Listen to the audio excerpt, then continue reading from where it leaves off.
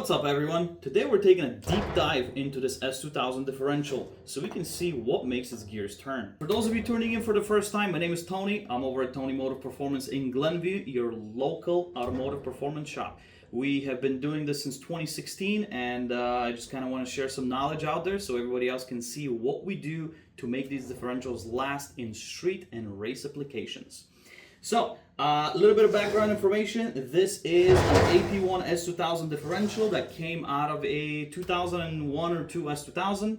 And the complaint is that it has a whine on deceleration. We're going to be taking a look at it and see what's going on, what we can do to avoid that in the future. Can we reinforce it in any way? And we can also see if there is any damaged parts inside that need to be replaced. First things first. Let's get dirty, throw some gloves on, and start dismantling this piece of equipment. Alright, first things first, we're going to pop our axle shafts off. So the axle shafts on an S2000 differential, they just come out with a light tap with a mallet or a hammer. So that's all we're going to do.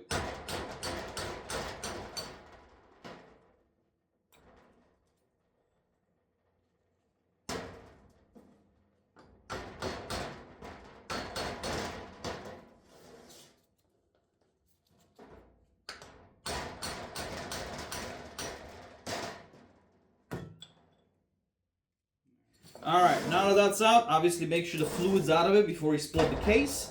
Otherwise you're going to get a very oily mess. So, we've already done that. I'm going to go ahead and start unbolting all of the 12mm bolts that hold the case together. So let's rip those apart and see what's inside.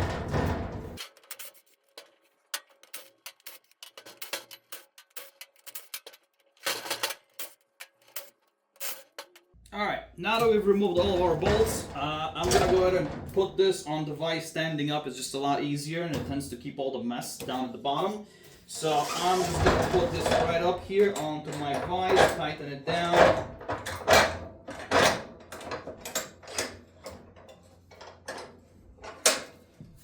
Just like that. Now we just tap it loose.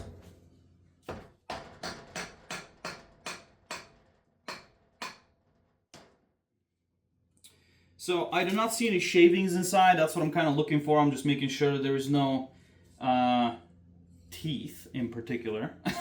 Because if we got broken teeth, then yeah, I don't think there's going to be too much that's salvageable. But I do not see any major things, any major metal parts. So I think we're good to go there. Alright, and now we have our diff. So I'm going to bring the camera a little bit closer just so everybody can see what actually I am doing here. So here we've got our actual differential, the actual LSD unit. Well, this is the stock torsion that's in here, and we've got our two bearing caps, one on each side. So the first thing I'm going to do before I take my bearing caps off is mark them. It's very important to keep things into their original places. So I'm going to mark, which one's left and which one's right so I can make sure that I do not mix them, okay? So what I'm going to do is I'm going to put one dot for the left one, and my apologies for the shaking camera, but there's just not much I can do about that. I'm going to put two dots on the other side. Just like that. Now I'm going to zip these locking collars off. And then we can go ahead and remove the bearing caps. Actually, before I do that, there's one more thing that I like to mark. On S2000 differentials, as you can see right here, this collar actually turns, which is really, really nice because you don't need to shim the bearings to like preload them and to move your backlash later and stuff like that. It's actually very easy to do by simply turning this collar because there is a thread right that's embedded into the bearing caps. So what I like to do is I like to get my starting point. So I like to mark where they were before I took them off, just so I have a starting point later. So what I'm gonna do is I'm just gonna put a dimple right here. Oops. And a dimple right here. And now I know where that one goes. Do the exact same thing on the other side.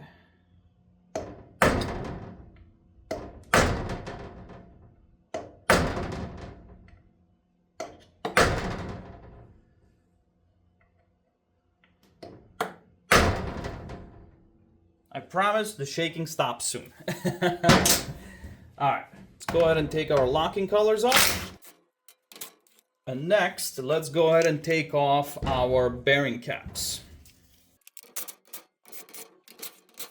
Alright, so now that our bearing caps are loose, we can just pop them right off like that. And you can see the thread that I was referring to. Like I said, I've only seen this on S2000s, so I'm not sure if any other manufacturer makes this, but you can clearly see the thread on here, and you can clearly see the thread that is on here. So you can actually turn this collar just like so, and you can actually preload the bearing or move the whole gear to change your backlash, which is really, really nice to do.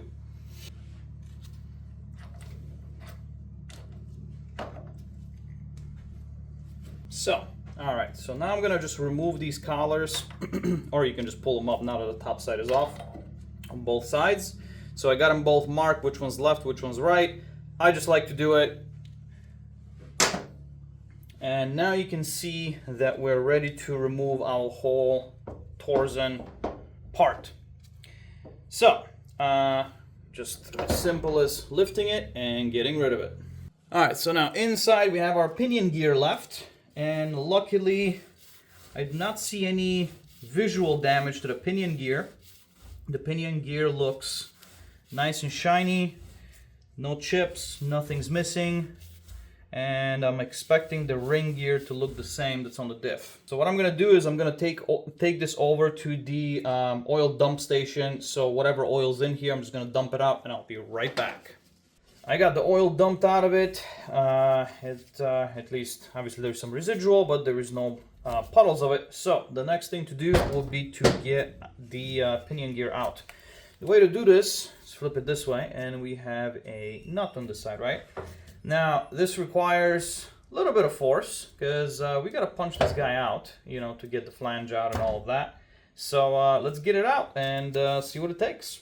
I'm gonna use one of these plates, and I strongly suggest, if you guys do any kind of diff work, to get one of these. They make holding the flange super easy and very, very straightforward, instead of trying to grab it with strap wrenches and all kinds of other stuff that I've done in the past.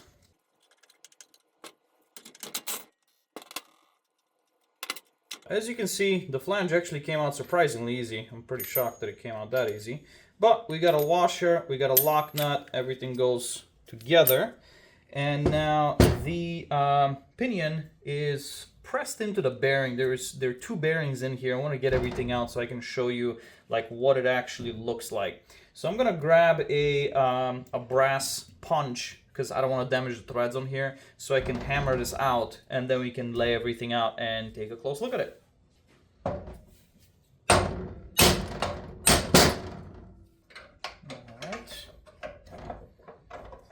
And there's our housing. And there's our pinion. Okay, so everything here looks fine. Nothing out of the ordinary. You know, we got our pinion spacer. Nothing out of the ordinary besides how absolutely filthy this is. You know, somebody hasn't been keeping up with their oil changes. So now we got, the last thing left is we have our seal that seals the pinion, and there's a bearing and a washer underneath. So let me grab my seal puller, we'll get that out of there.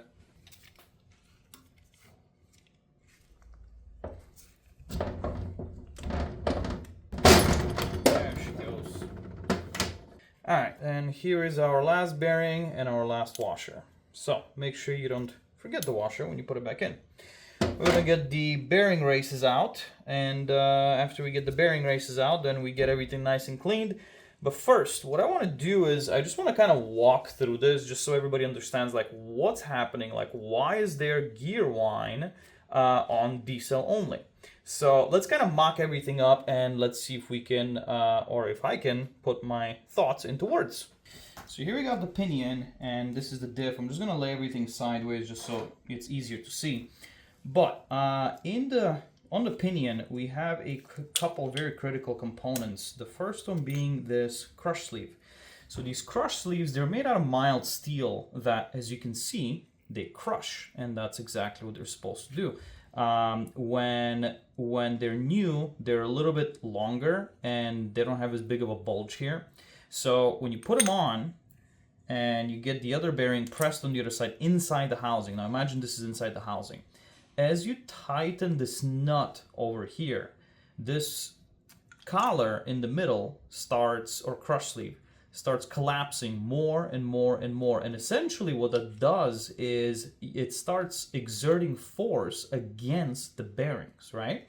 So what that does is these are roller bearings that are tapered, obviously. So they require a little bit of side force in order to, maintain the best kind of rotational force and in order to, maintain longevity. So in order to function correctly, they have to have a little bit of side force. And also, what we need to do is we need to keep this pinion completely straight as it's going through side forces. And what I mean by side forces is your flange is connected here. And at the end of the flange, you have the drive shaft. And as the drive shaft is spinning, it is actually, this pinion gear is trying to climb the ring gear. So it looks like this. As it sits, as there's torque that gets applied from the engine, this gear should stay stationary. But from a force perspective, this gear actually tries to climb the ring gear up or down, depending if it's accelerating or decelerating, right? And what it does is it actually angles the pinion up and down. So this is where this crush sleeve plays a very critical role, because this crush sleeve has to maintain consistent pressure on these two bearings at all times. And if it does fail at any point because the load gets too great, what ends up happening is this pinion, this whole pinion gear actually starts to walk very slightly. And when it starts to walk slightly, it changes, the backlash between the two gears starts to change. And it usually changes one way, not the other. This is why you start experiencing whining, one way and not the other. So for example, in this case, this client is experiencing whining only on deceleration, but not acceleration. So what ends up happening is when he's accelerating, the mesh is fine between the gears, but when he decelerates, the pinion moves in such a way that it actually changes the gear mesh between, and it ends up making a whining noise. So no one likes a whining diff. Anyway, so what we're going to do here is, obviously we're going to replace all the bearings, and we're going to install a solid crush sleeve.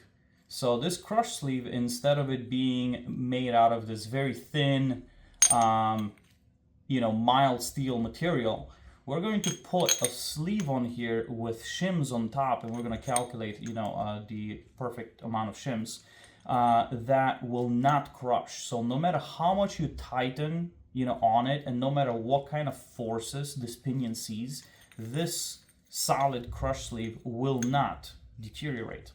And that is the ultimate way to really strengthen any diff. It doesn't matter if it's a solid rear axle on a Mustang or, one of these, Miata or S2000 engine differentials. I mean, it's really all the same concept, So once we do that, then not only will this diff stop whining, but this diff will actually be significantly stronger than what it was before. So let's go ahead and start cleaning all this up, because it is extremely dirty.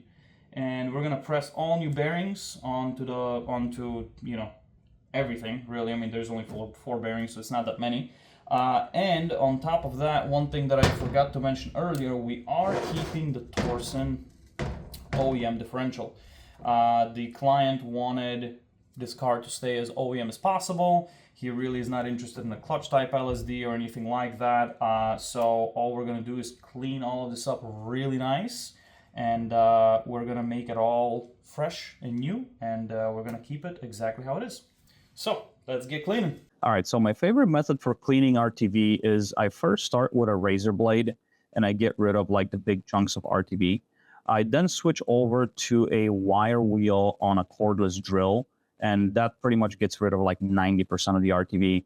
And then as a final touch, I use a wire bore brush on a cordless drill, and I can actually clean out all the holes and get all the RTV that's deep in there. Then I go ahead and I dunk everything in the parts washer, and I get everything nice and clean. Get it air dry with compressed air afterwards, and it is ready to go. We got our cases cleaned in the aluminum side and the main steel side, so everything is nice and clean. I like how everything looks, and you can actually see the color of it. It's kind of crazy how dirty that was. But anyway, we got the cases cleaned, and up next we're gonna get the internals cleaned. But what I wanted to show you real quick is before I go ahead and throw this in the parts washer, I am going to just pull all the bearings out because I just want all these nasty bearings out of there. So let's go ahead and pull those out with a bearing puller. You can acquire these pretty much anywhere, I'm sure. So let's go ahead and get these bearings out, and then continue on with the cleaning process.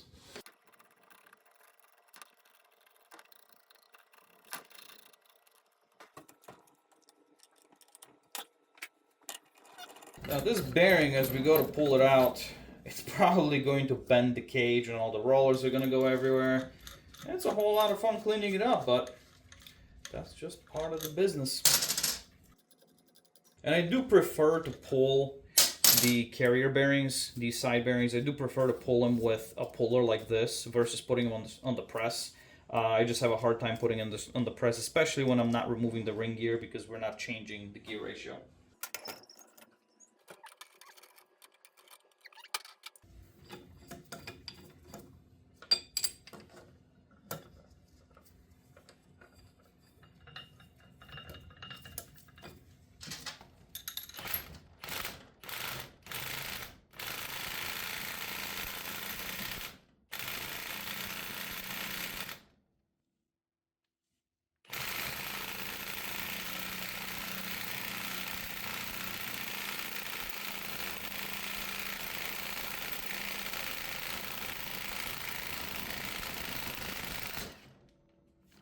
Okay. It actually did not explode, to my surprise.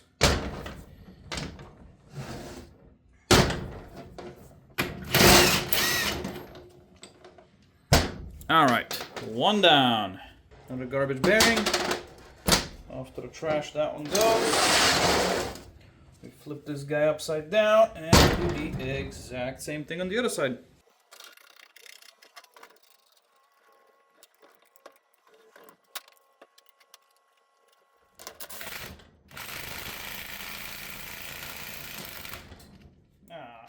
Boo. Well, you can't always win. So this one actually, the cage collapsed, so it's alright. We just have to remove this mess first. This happens pretty frequently when you're trying to pull needle nose or tapered bearings, I mean.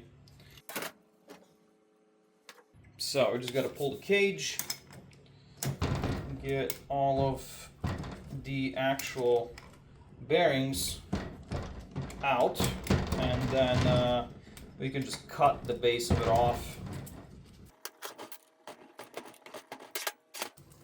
Just gonna put it on its side so it all just falls on the table. There we go. Alright, that wasn't too bad. Not too messy. Alright, so for this one, as you can see, this is just a live scenario. I'm not trying to stage anything and, you know, yada yada yada, do a bunch of editing. So, you know, I'm just going to show you guys exactly what I do in situations like this. So obviously the cage came out, the rollers came out, you know, but we still have the inner part, right?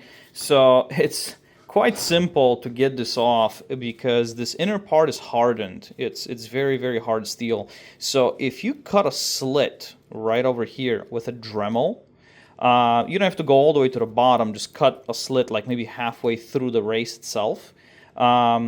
you can fit a chisel into it, and as soon as you tap it with a hammer, and the force of the chisel opening will actually crack it in half, because since it's hardened metal, it doesn't really bend. You know, it just cracks, you know? So it's really, really simple to take this off. So let's go ahead and get it off. I'm gonna go grab the Dremel real quick, and I'll show you guys exactly how to take that off. Quick and easy.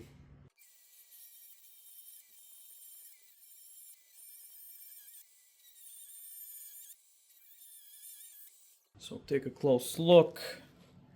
See how I just cut a slit in it? You know, I'm not all the way down, but there is a slit. So all I'm gonna do is just tap it with a hammer and a chisel. So here's my chisel. Let's see if it works. Like a dream. It doesn't get easier than that. So anyway, here's our diff, and now it is bearing free. So let's get all this garbage out of here. This is ready for cleaning. And while we're at it, let's go ahead and take care of the pinion. So this is garbage, we're not reusing that. And let's get rid of this bearing so we can wash all of that and we can inspect our gears. Now this I prefer to put in the press. It's just a lot easier putting it in the press. So that's exactly what I'm going to do. I'm just gonna run over to the press and get this pressed out. It's a really quick and simple process, so I'm not gonna bother bringing the camera with me. Quick and simple. Now, there's something here that is really important, so let me see if I can zoom in a little bit. Yeah, like that. So, I just pressed this out. I haven't removed anything. I just popped out. So, this particular one does not have a shim under here, but a lot of them have a shim in between the bearing and the actual pinion that sits right here, okay? So it's very important that you put the shim back there, because if you miss it, essentially what that does is it moves the pinion further in or further out of the diff. It's called the pinion depth.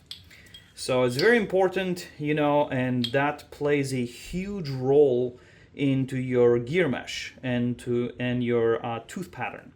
So you'll see we'll do that later when we paint the teeth, and then as we spin it, you can see like how the pinion and the gear actually mesh, and the ring gear actually mesh against each other. So, you know, there is such a thing as, you know, having this too deep or too shallow, and then that imprints on the ring gear either too deep or too shallow, and it's just not a very strong mesh. So this one here does not have anything, so I don't have anything to worry about. So I can get my new bearing and just press it all the way down. But based on the machining tolerances, you know, when these gears are made, sometimes there's a shim here. They're always different thicknesses, so be very careful with not losing that. All right, so now that this is out, I'm gonna go ahead and wash the rest.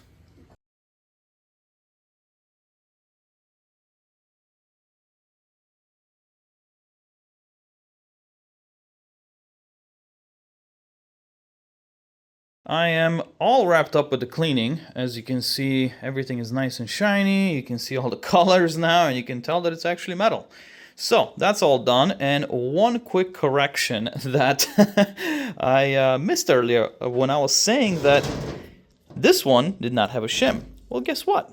It does. It's just that it was so dirty earlier and so caked with like sludge that you couldn't see it and you couldn't move it. So that's the shim I was referring to that sets the pinion depth. And yeah, make sure you don't lose it, you don't mix it up, because it is very important. This is the OEM stock shim is a great starting point even when you're changing gear ratios. So a lot of times you might need to, you know, when you're going with a different final drive, you might need to you know, adjust the depth of the pinion. But the OEM one is, for me personally, I've always found it to be a very, very helpful starting point. So considering that we're not changing these gears look great. There's absolutely no wear on them or anything like that. I like how they look, so we're gonna reuse them. So we're obviously going to keep this exact shim on there. So that's it for me for today. I'm going to wrap it up and call it a day, and we're gonna resume the assembly process tomorrow.